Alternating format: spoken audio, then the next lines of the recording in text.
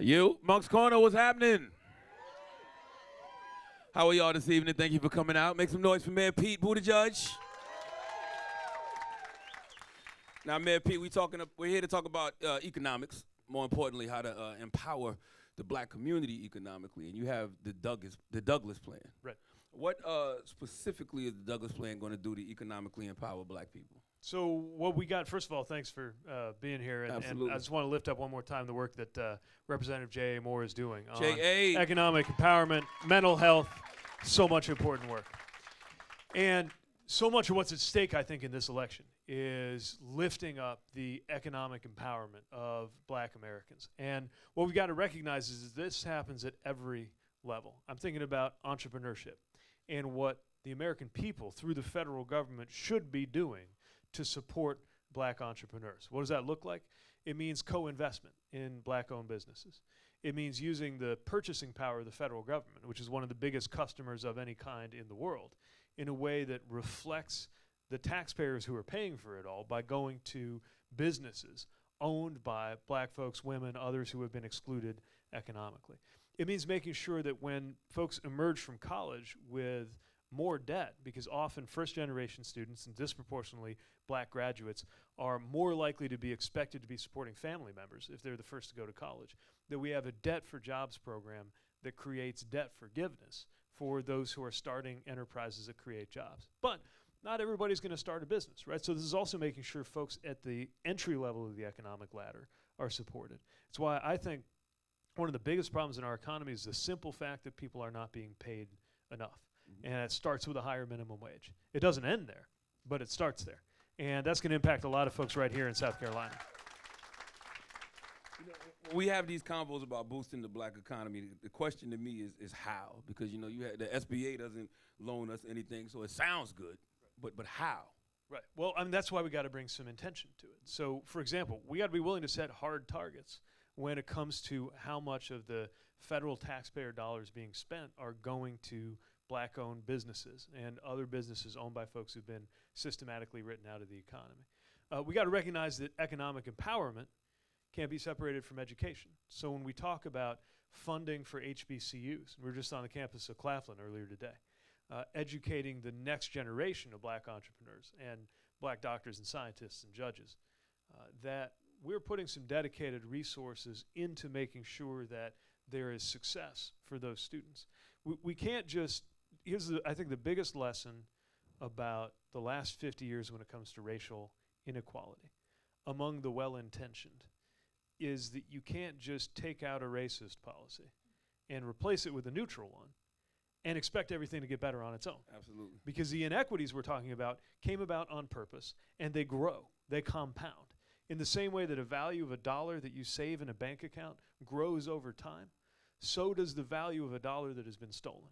And when we're looking at the way that the generational wealth of black folks has been stolen systematically for 400 years, that will not get better on its own just because we crossed out all the blatantly racist parts of the policies governing the American economy and said, okay, everything's equal now. Mm-hmm. It's going to take intention. And that's a conversation I think that we've got to have. And it's also a conversation that can't be a specialized conversation. So when I'm reaching out to black voters, I'm talking about my agenda for black America.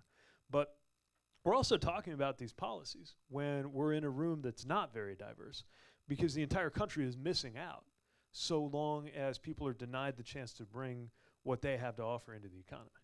Yeah, intention is very important. I always say that the same way they systematically implemented things to keep their foot on our necks. Keep their foot on our necks. They have to systematically implement policies to take the foot off. Exactly. Yeah. It doesn't just happen. 100%. Now, let's talk about the Douglas plan. It proposes using federal contracting rules to increase the amounts of contracts going to minorities and women-owned firms to 25%, right?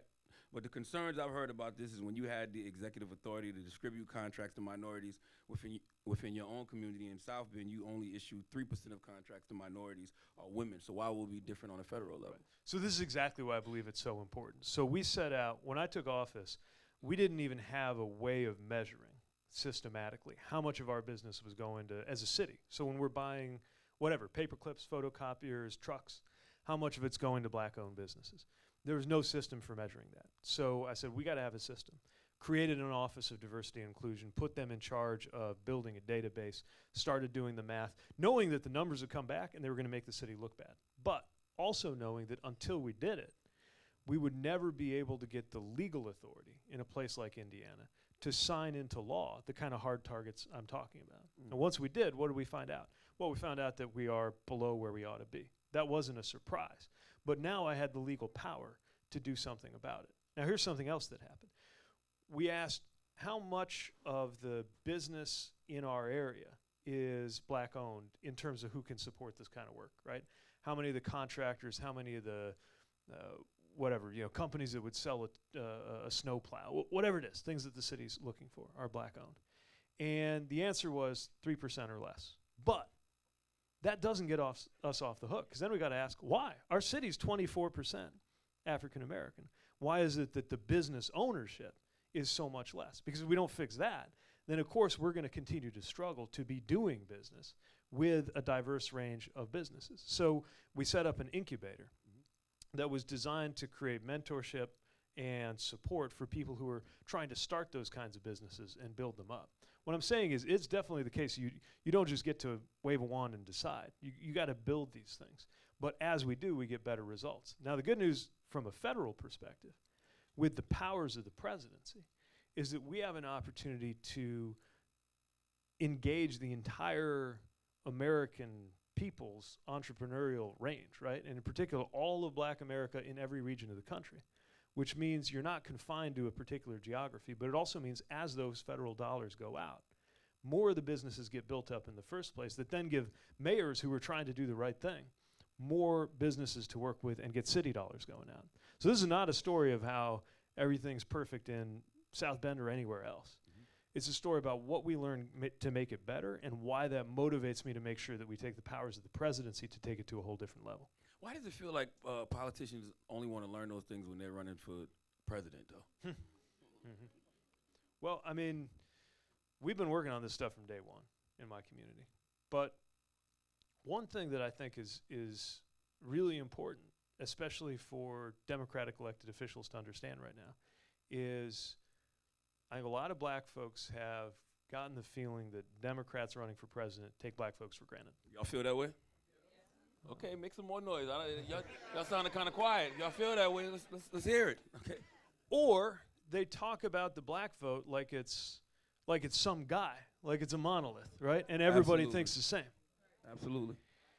And so what we're having right now, I think, is a conversation that's going to a deeper level, that's recognizing that there are different generations and different regions and different political orientations among black folks that have to be spoken to.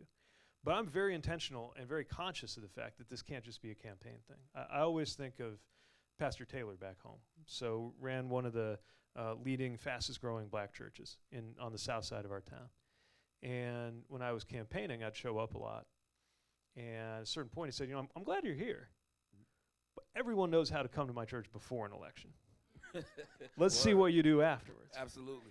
And what we did afterwards wasn't just keep showing up. It was figure out ways to work together using city resources to do things like help build affordable housing. So he set up a nonprofit that we partnered with in order to create housing opportunities for the neighborhood and the folks that he was serving. So I get that this is an ongoing process of earning trust.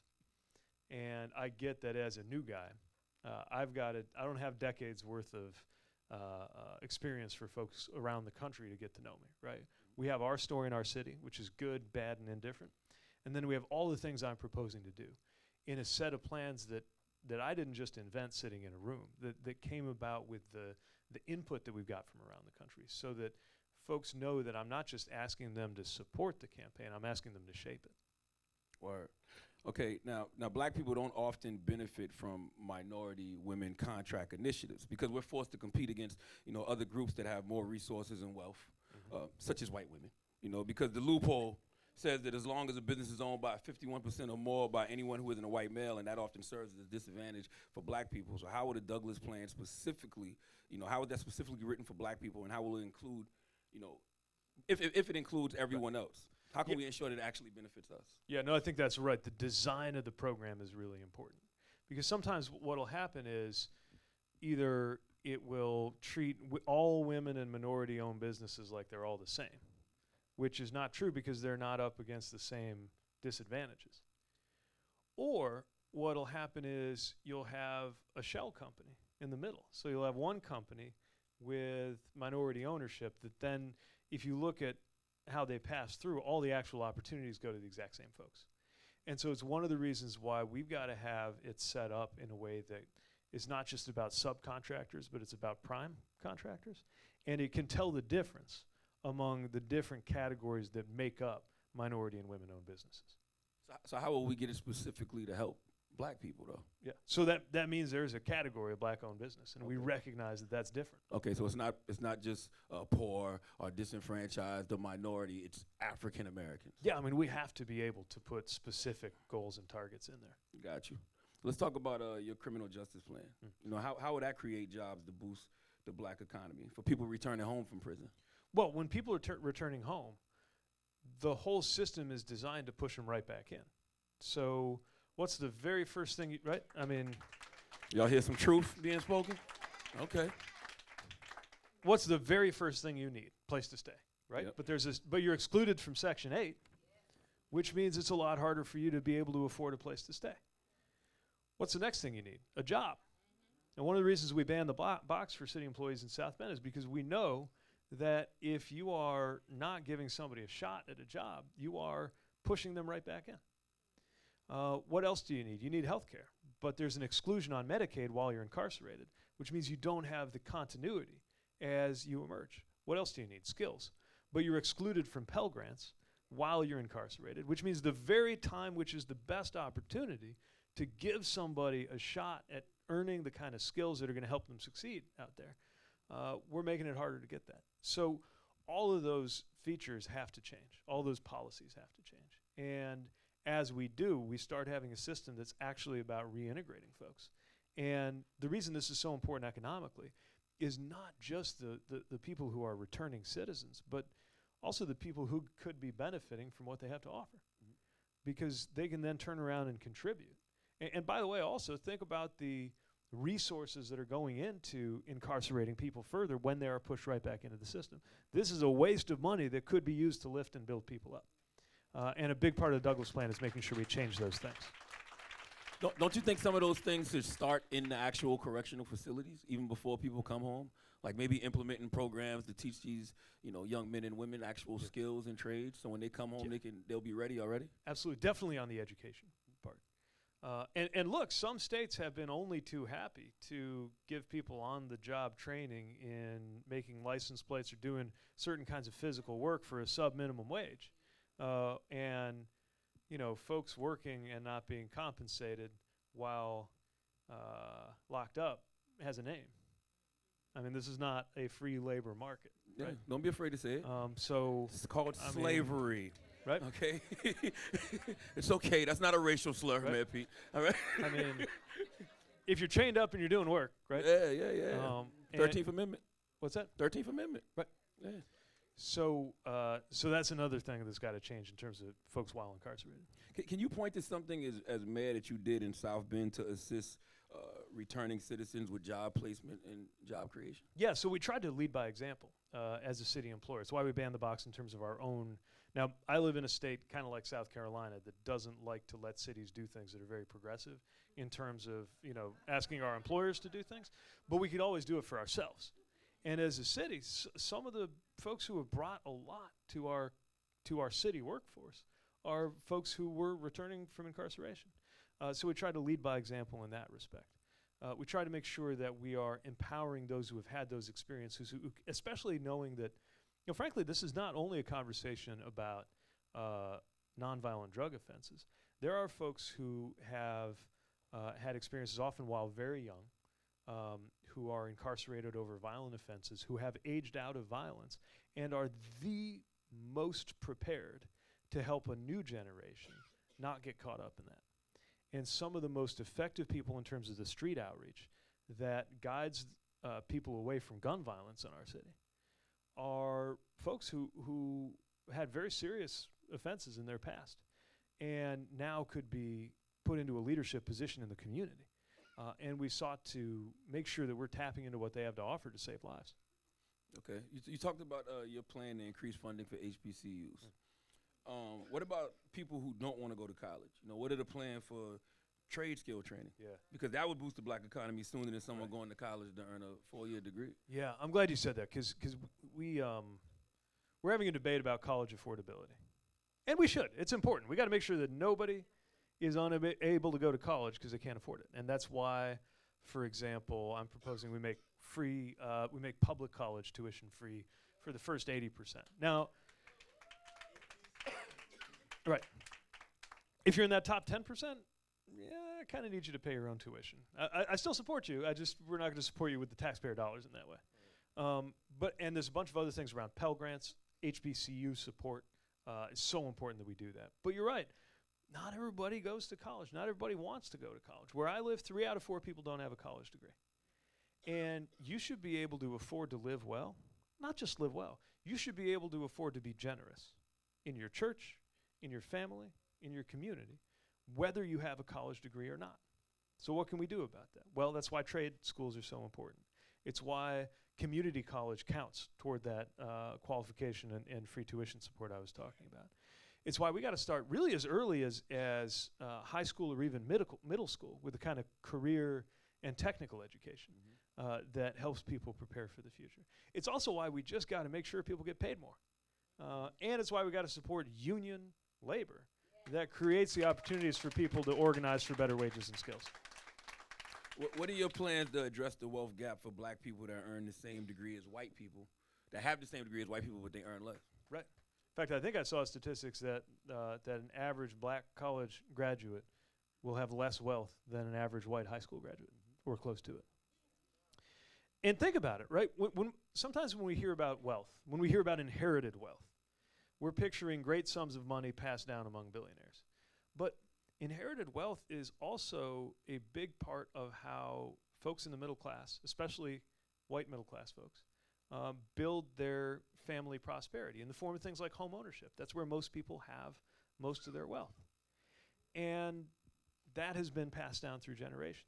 So when black home ownership is at its lowest level since almost since the time of the Fair Housing Act coming in the first place, what we are seeing is that way of building wealth has been excluded generationally, and it never comes back without intention. That's why I've proposed the 21st Century Homestead Act. And we're very careful about calling it the 21st Century Homestead Act because the original Homestead Act largely excluded black Americans, and it was at the expense of Native Americans. So this time around, let's get it right. What does that mean? It means allowing local communities to deed to folks who have been redlined into neighborhoods and now risk being gentrified right back out of them when they become more valued. The opportunity to take the title for properties that would have been abandoned and be able to collect themselves the wealth, the equity of the increase in the value of the home as it gets fixed with a forgivable lien that allows them to fix it up. And part of why this is so important is in a lot of communities, it's actually more expensive over the long run to rent than it is to own. That's how it is in my city.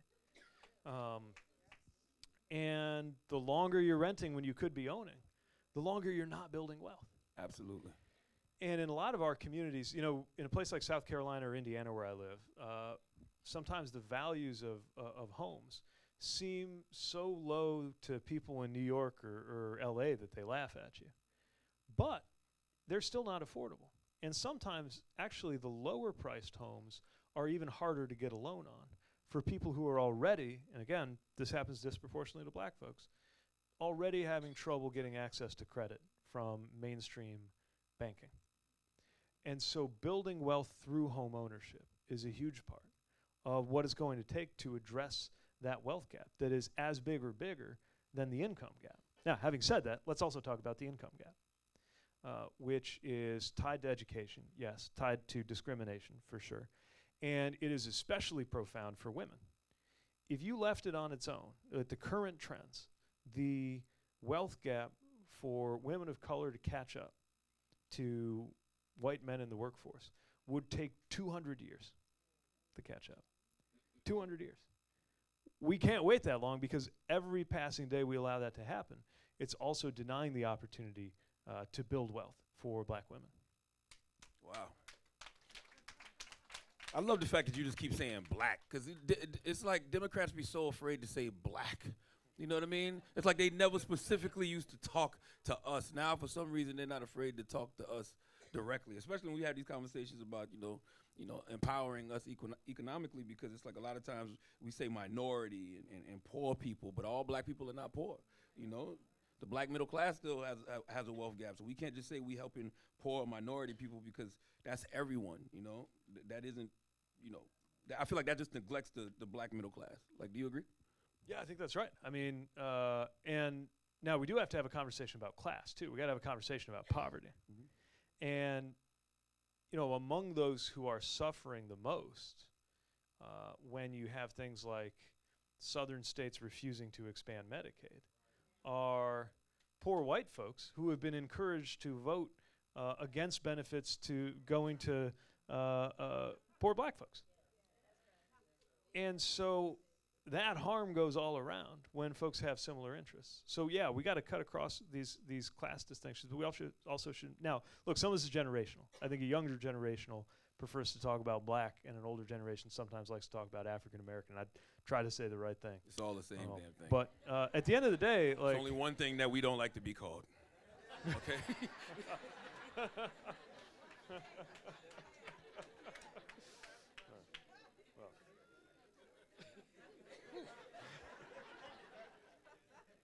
But here's the everyone's got an equal claim on the blessings of citizenship, right? But not everybody's in an equal position right now. And that equality won't come about without us talking about it. And we should have these conversations. And they won't be easy. They haven't been easy for me because of the times that I haven't got it right. And there will be a journalist ready to point out any time I put a foot wrong, as there should be. Because we got to learn to speak wisely in order to be able to act right too. I mean, I think a lot of it has to do with history as well, though. Like, that's what they'll do. They'll look at your history and they say, well, what did you do for black people in South Bend? Right. You can't claim to do all of these things once you become president. What have you done for us? Yeah, of course. Because, look, take the Douglas Plan. I think it's safe to say, I know I'm biased, but I also think it's true when I say the Douglas Plan has been recognized as the most comprehensive plan for supporting black folks that's been put forward by a presidential candidate.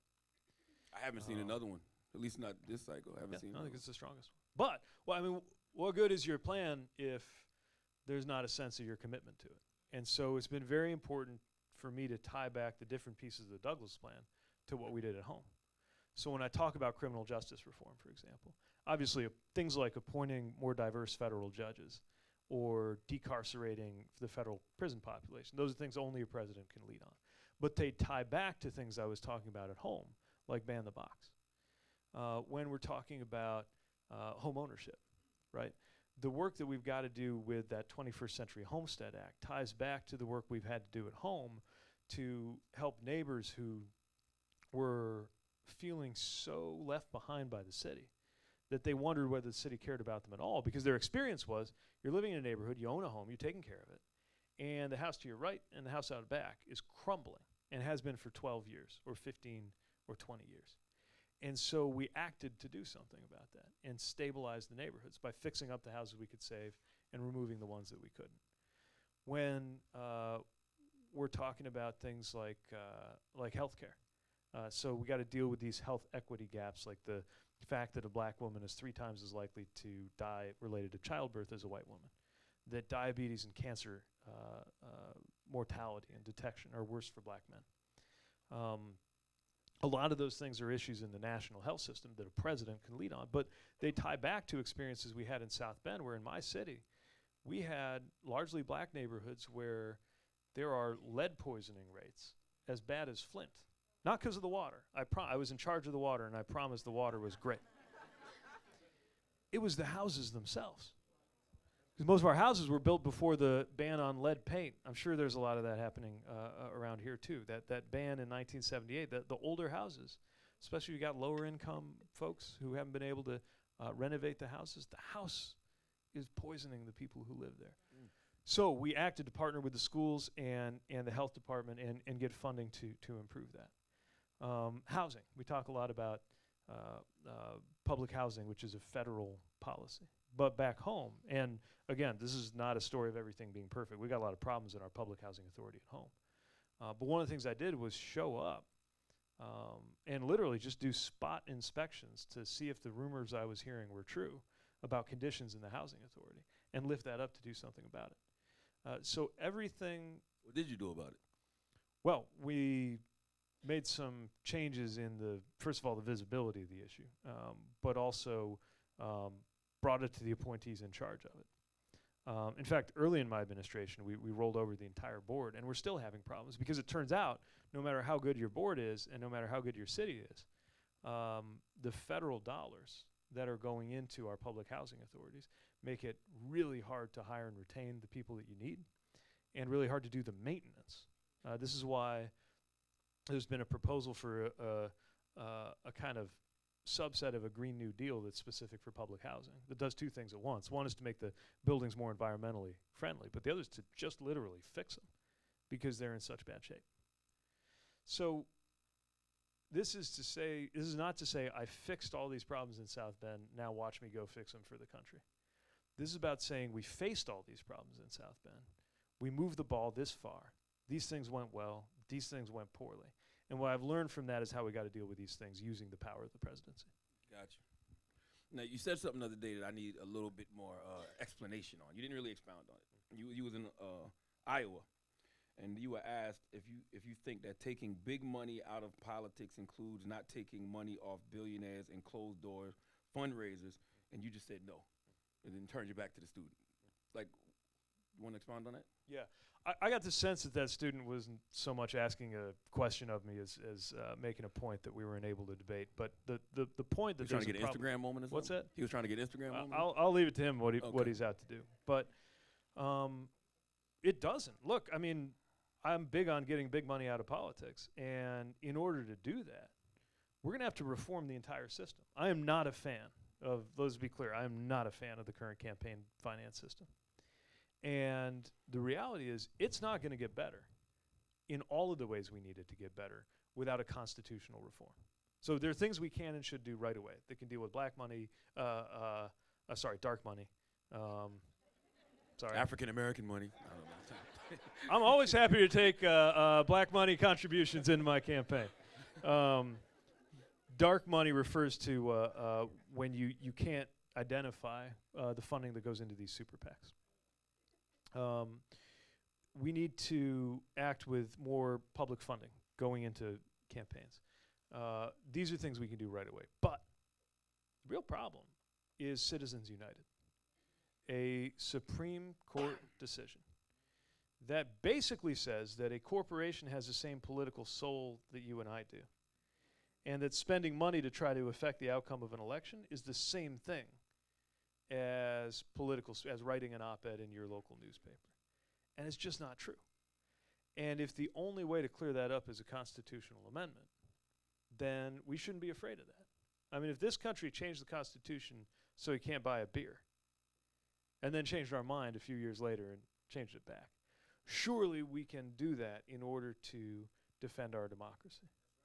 So let's start that effort. Now, having said that, we are where we are, right? In the system that we're in. And I'm proud of all the grassroots contributions that helped my campaign get to where it is. I mean, we've had 700,000 people give money to this campaign last time I checked. And a lot of it's a few people, a few bucks at a time, PeteForAmerica.com. Some of it's people who can do a lot more. The maximum amount you're allowed to give is $2,800 to a candidate in a cycle. And some folks can do that like that. And if they can do that, great. Although the contributions I often feel the most are when somebody tells me, you know, they gave up a vacation so that they could put $100 toward the campaign. Or somebody lets me know how deep they were digging in order to help. Do they regret that if you don't win? Well, I hope not. First of all, I hope we win. But also what we're building, that's my point is, I started out a year ago as the mayor of South Bend. The office of mayor of South Bend, Indiana is not known as an establishment, big money fundraising powerhouse, right? We had to build this thing from the ground up. And we're building the campaign that I am planning to use to defeat Donald Trump.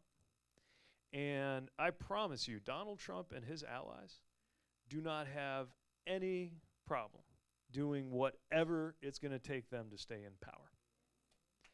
And so we shouldn't go into that battle with one hand tied behind our backs. We're not going to break any laws, but we got to do everything in our power to make sure that we go up against him, because they will pull out all of the stops. Yeah, I mean, listen, I'm all for it. My only concern is it possible for you to govern and empower the 99% if you are beholden to these corporations and these billionaires? That's my biggest thing. Like, how can we trust you if we know that you're taking money from these folks? Right. And that's one reason we don't do corporate PACs, just individuals. But also, one of the things you got to learn real quick when you're in executive office, definitely when you're a mayor, is to have somebody who wants you to do something, who supported you. Either they're an old friend or they're a big campaign supporter, and have to look them in the eye and say no, because it's not the right thing to do. And if you can't do that, you should not be in politics or government to begin with. You've got to be ready to do that. And there have been times when I've had supporters want me to go one way, and it just wasn't the right thing to do. But if somebody's supporting you for the right reason, then they will respect you more for that. And if they're not, then them not supporting you next time around, maybe that's not such a bad thing. So that's kind of on them then. So if these corporations are giving you money, they're giving you money in the hopes that later on down the line, Mayor Pete will look out for me and do something for me. But I'll give you this. I'll give every contributor the exact same promise. In return for your contribution, I will make one promise. That's I'm going to take your donation, and I'm going to use it to go beat Donald Trump. If you're expecting anything else, you're barking up the wrong tree. Absolutely. We can do some Q&A from the audience now. Who wants to go first? Don't be shy.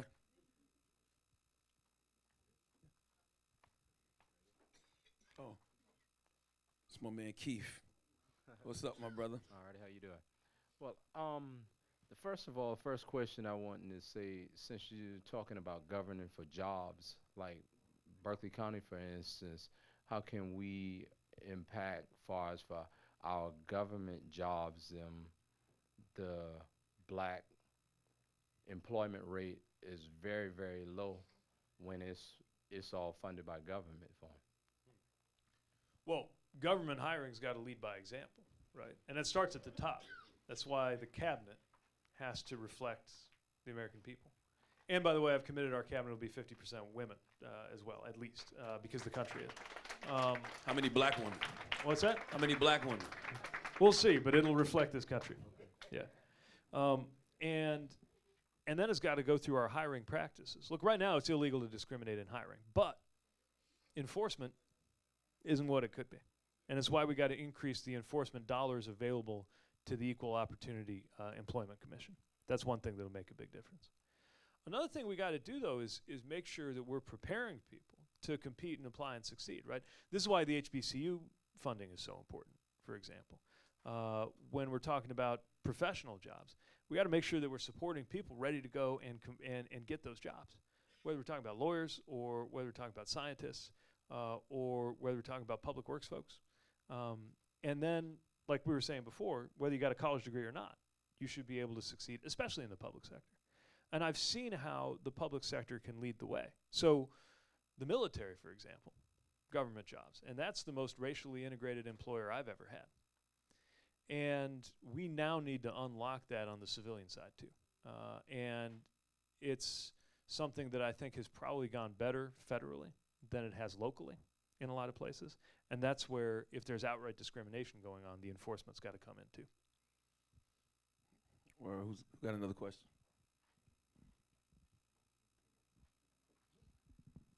Good evening. My name is Walton Jones. I'm a graduate of South Carolina State, retired lieutenant colonel of the ROTC program there.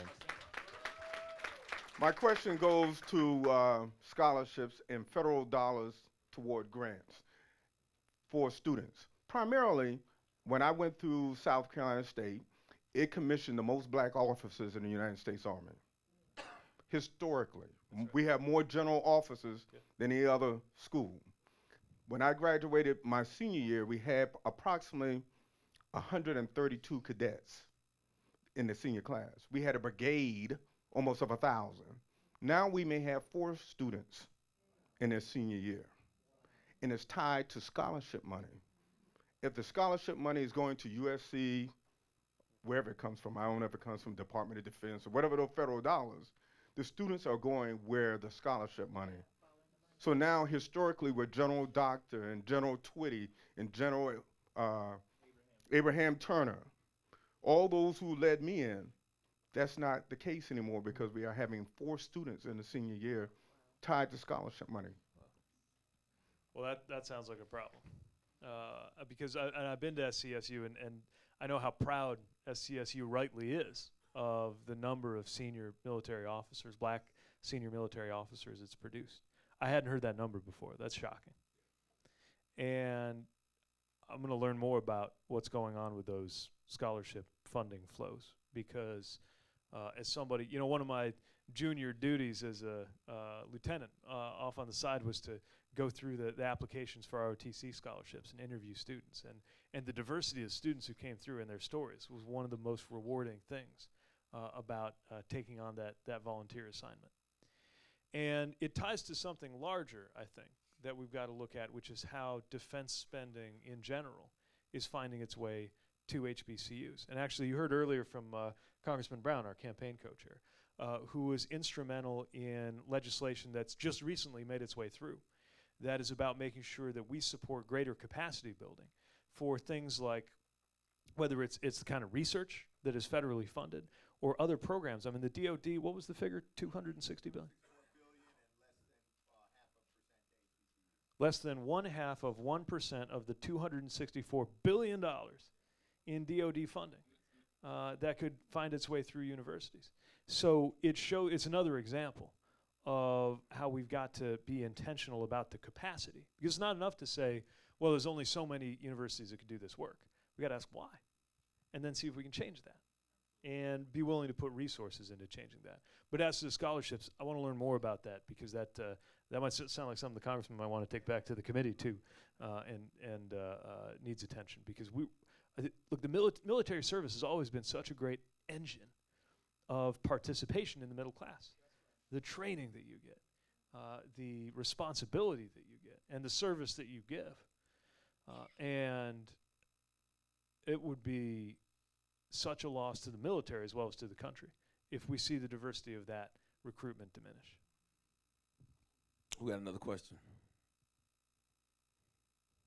I'm just trying to make it easy for the woman with the microphone so she don't got to walk too far. Hi, my name's Akayla.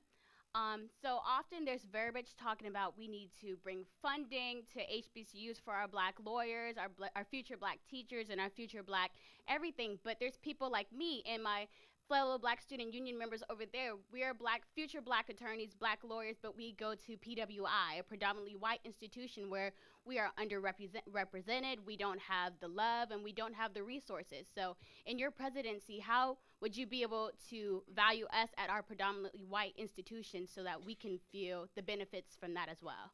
That's right. So HBCUs have a fantastic track record in empowering black professionals, but you shouldn't have to be at an HBCU to become one of those next generation of successful black professionals.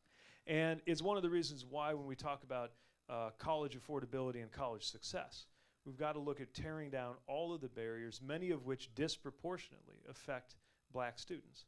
It's one of the reasons why, I think I mentioned earlier, we have that debt for jobs program for folks who graduate and then are Pell eligible, which is disproportionately students of color, and go on to start small business. And the thought here is, especially when you hear about this phenomenon of the black tax, where a lot of black graduates are more likely to be expected to support others when they graduate, that this is a way to take that drag off by rewarding those who create opportunity. We got to look at obstacles to completion. We've been talking a lot about college debt in this country, and rightly so. But those who are often the worst off are not folks like me and Chasten, who have a lot of debt, but also have degrees and will be fine. It's folks who have debt but no degree because they didn't complete. And we got to look at why folks don't complete. And we got to look at the obstacles in particular that black students face, whether it's economic obstacles or cultural obstacles to their success. And put intention around completion too. So that's part of our vision for college. Now, some of this is also a chicken and egg thing because if we have more black faculty and staff at PWIs as well as HBCUs, then there is a measurable effect on the success of students.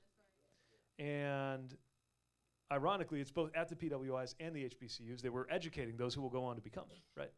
Which is why all the more reason we need to have specific and intentional support. Another question?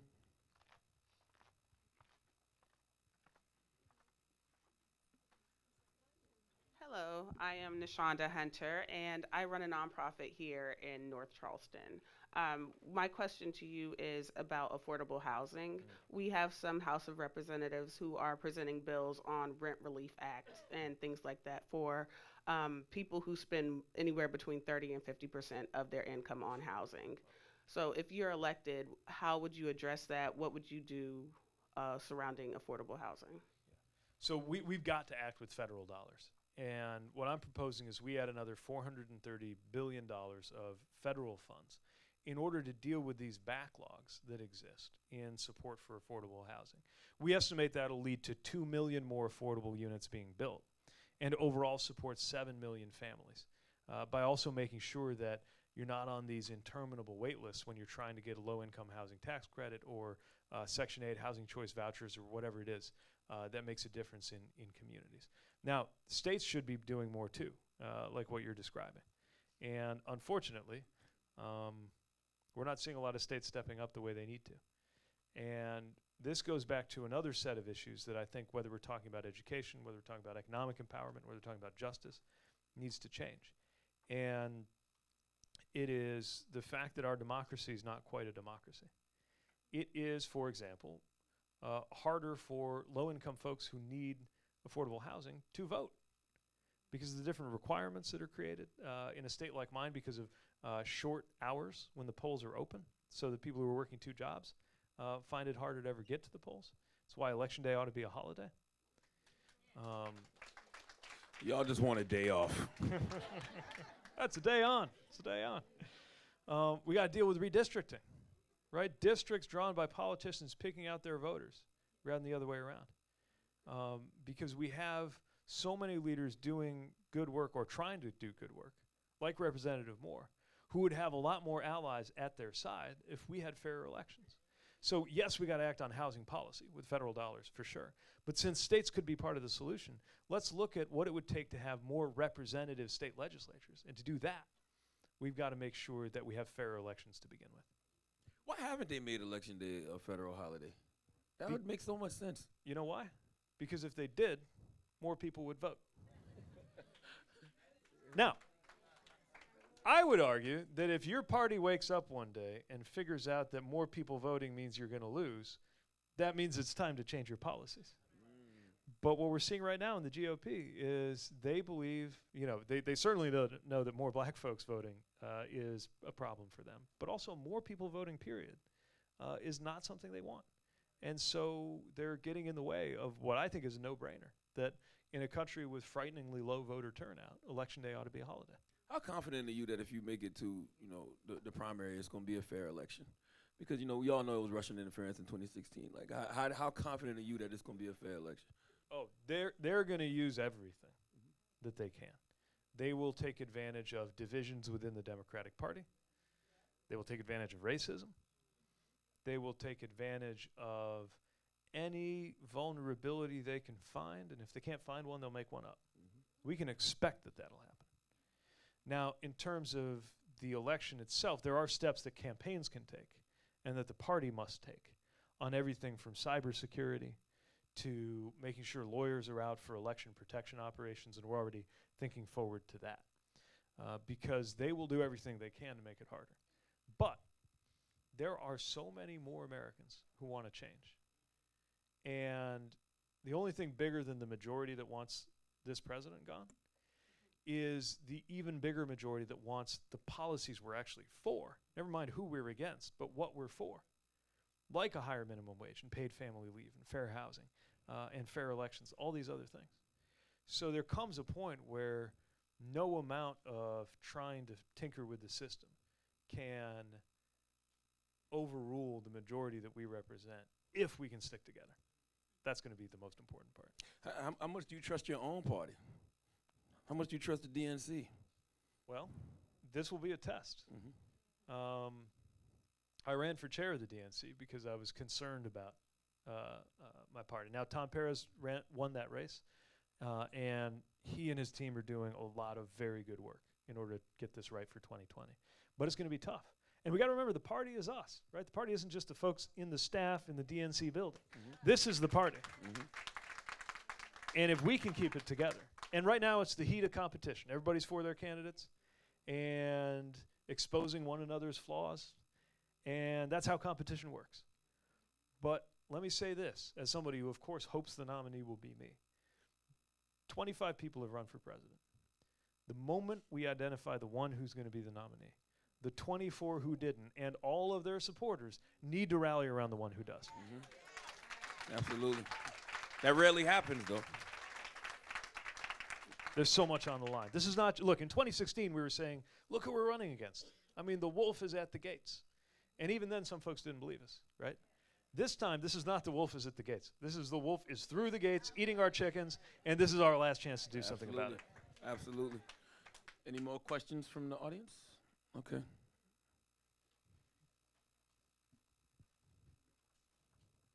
Eb. Hi.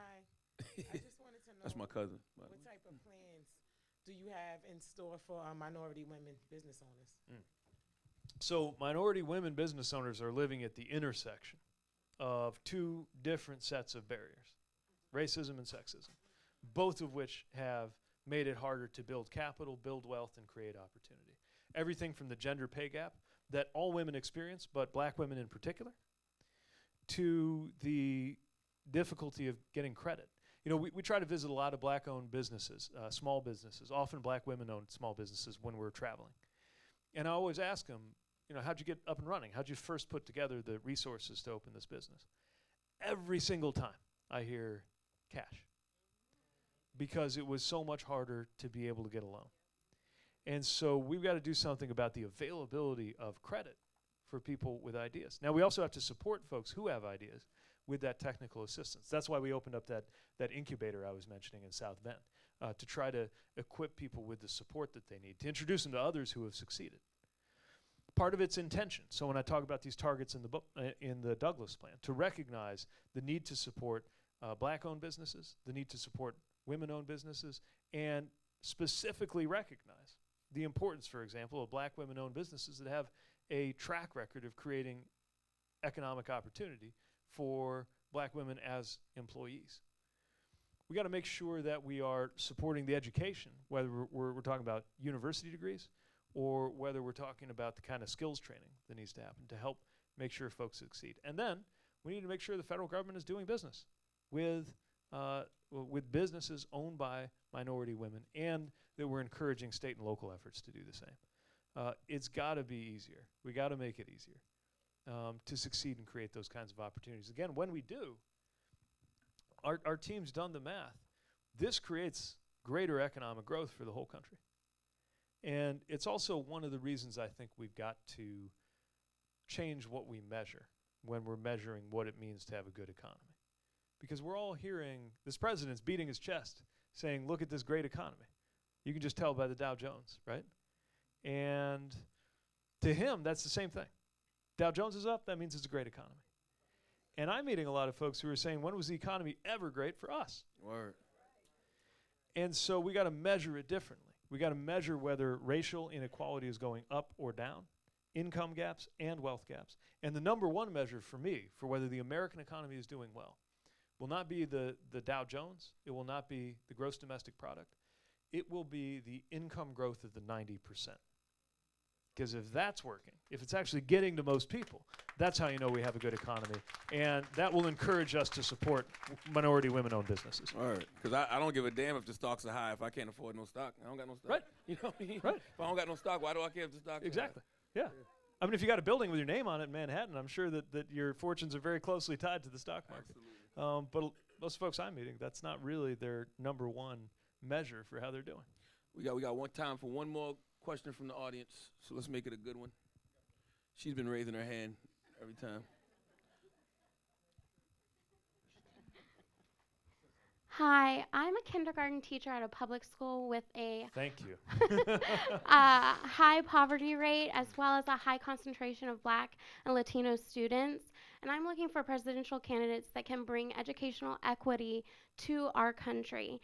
We all know that access to early education, high quality early education, is so important to putting children on the right track for academic and career success. So as our next president, how could you or how would you work across the aisle to make sure that children, all children, especially children of color, receive access to early childhood education in the forms of preschool and childcare? First of all, thank you for being a public school educator at a time like this.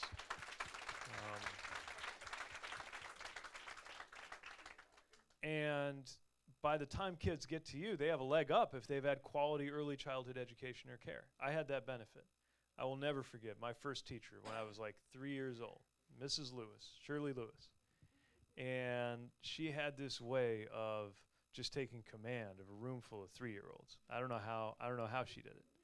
She had this way, if you were doing something wrong, you had to do something. She would say automatically in this way that would make you do it. She'd say, Peter, you are going to put that toy away automatically. And we would do it. And that set us on a path. And yet early childhood education is unaffordable for most parents. And the people who provide it are undercompensated. And those two things are connected. Because what we really need to do is be expanding the number of seats that are available, enhancing the compensation of people who are providers, creating career paths so that people have a reason to go into that field. And in order to do that, we've got to invest. I'm proposing that we make it so that 7% of your income is the most that you would have to pay for child care or early childhood education, and bring it to 0 for folks who are low income. Think of the difference that would make. Then they get to the K through 12 schools. And teachers like you, who are providing such an important service, are not getting paid enough. And I don't just say that because I married a teacher, although that gives me a bit of a selfish interest in this. But we need to I always say if we honored our teachers a little more like we do soldiers and paid them a little more like we do doctors, our country would be a better place for everybody.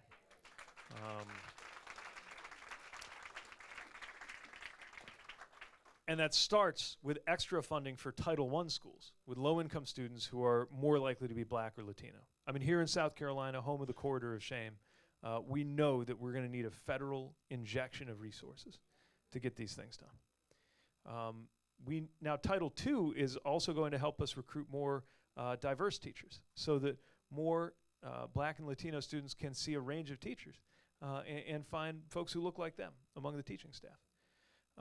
And we've got to make sure that we're building up the whole profession to do well. Other thing that should go without saying, but these days you got to say it. We need a Secretary of Education who believes in public education and supports our teachers. And that's another way we'll support you. All right. Did y'all enjoy what y'all heard in here today? You know, Mayor Pete, you talk a great game. You know, I enjoy a lot of the things you say. My final question is, how do we know you aren't just blowing smoke up the Black community's ass in order to get our support? Well, I didn't get into running for office in order to comfort the comfortable. I walked away from a pretty good paying job in business in order to make myself useful back home. And that means making yourself useful to everybody who has reason to doubt whether government's working for them. And we have worked every day of the time I was mayor and have succeeded and have sometimes come up short, but have always worked in order to deliver. And I believe the point of the presidency is to take on things like this. I also believe as an American that the force that has come nearest to actually destroying our country is racism. That if you just think about all the enemies we ever faced. 100%. Right? Like, all the enemy flags that have ever been raised against the flag of the United States, the one that came nearest to ending us, ending America, had to do with white supremacy. And so, the original sin, that's right. And so, one of the things that I say when I'm speaking to largely white audiences in largely white states is that while nobody has suffered more from this country's failure to deliver equality than those who've been directly discriminated against, everybody who cares about the future of what I call the American project has a stake in making sure we get this right. And I believe that my generation will live to see whether we deliver this kind of progress toward equality or whether our failure to do so brings down the American project. I think it's existential. And that's a big part of why I'm here. And if that's not enough, the good news is, in our system, I only get a 4-year trial period. And then if I'm not doing the job, y'all can fire me. Yeah, because if you bullshit us, we're going to let you know. All right? Mayor Pete, appreciate you. Thank you.